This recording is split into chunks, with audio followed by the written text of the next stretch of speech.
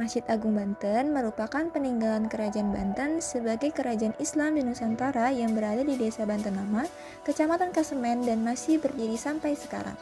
Masjid ini dibangun pada tahun 1552 Masehi pada masa pemerintahan putra pertama dari Sunan Gunung Jati yakni Sultan Maulana Hasanuddin dan menjadi salah satu masjid tertua di Nusantara. Sejarah pendirian Masjid Agung Banten berawal dari instruksi Sultan Gunung Jati kepada anaknya, yaitu Sultan Hasanuddin. Konon, cerita dari masyarakat setempat, Sultan Gunung Jati memerintahkan kepada Sultan Hasanuddin untuk mencari sebidang tanah yang masih suci sebagai tempat pembangunan kerajaan Banten. Menurut kabar, setelah berdoa meminta petunjuk kepada Allah, secara spontan, air laut yang berada di sekitarnya tersibak dan menjadi daratan.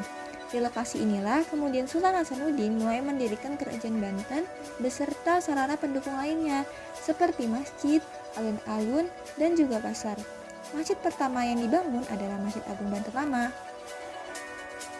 Masjid ini mempunyai menara yang terlihat seperti mercusuar dan bagian atapnya seperti pagoda Cina.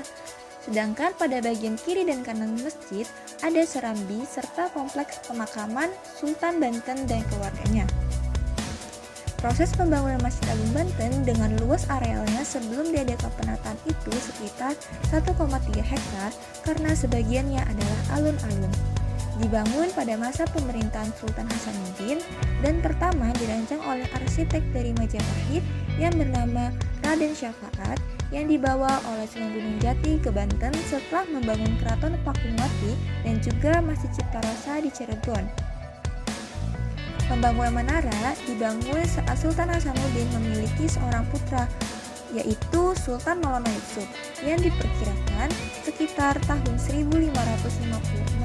Dan pada saat itu menara tidak seperti sekarang yang memiliki tinggi 13 meter dengan tangga sisa yang menggunakan Kemudian, pembangunan menara ini dilanjutkan oleh arsitek dari Belanda bernama Hendrik Lucas Kardil dengan bentuk yang berbeda dari nuansa Jawa menjadi Eropa yang mana mirip dengan mercusuar. Di samping itu, terdapat 3 budaya yang melekat pada arsitektur Masjid Agung Banten. Yang pertama, terdapat kebudayaan Cina. Masjid Agung Banten memiliki atap 5 tingkat berbentuk bujur sangkar setinggi 30 meter, berupa atap tumpang yang tersusun semakin ke atas makin mengecil dan yang paling atas berbentuk limas yang disebut kubah. Atap ini ditopang oleh tiang-tiang kayu yang berdiri di atas tumpak batu dan rangka atapnya diekspos dan plafonnya juga naik mengikuti bentuk atap. Selanjutnya, kebudayaan Belanda terlihat pada sisi timur masjid di mana terdapat sebuah menara yang mirip mercusuar menjadi ciri khas Masjid Agung Banten. Menara ini terbuat dari batu bata dengan diameter bagian bawahnya kurang lebih 10 meter. Menurut Pijper, menara Masjid Agung Banten yang berbentuk segi 8 itu mengingatkan pada bentuk mercusuar, khususnya mercusuar Belanda.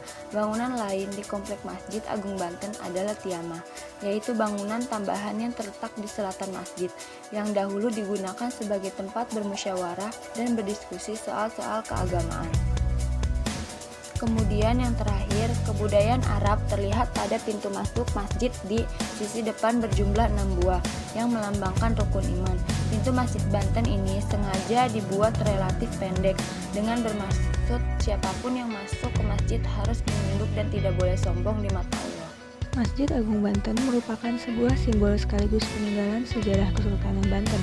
Setiap harinya, Masjid Agung Banten memiliki tingkat pengunjung yang tinggi.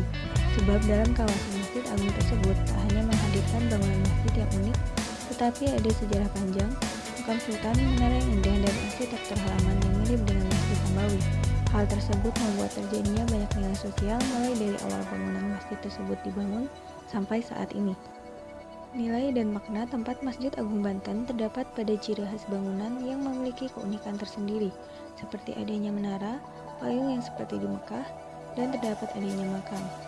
Pengunjung banyak merefleksikan religiusnya dengan melakukan kunjungan ke tempat-tempat yang baginya tempat tersebut suci, termasuk ziarah ke makam-makam ulama dan raja serta ke masjid-masjid kuno yang memiliki nilai sejarah yang tinggi.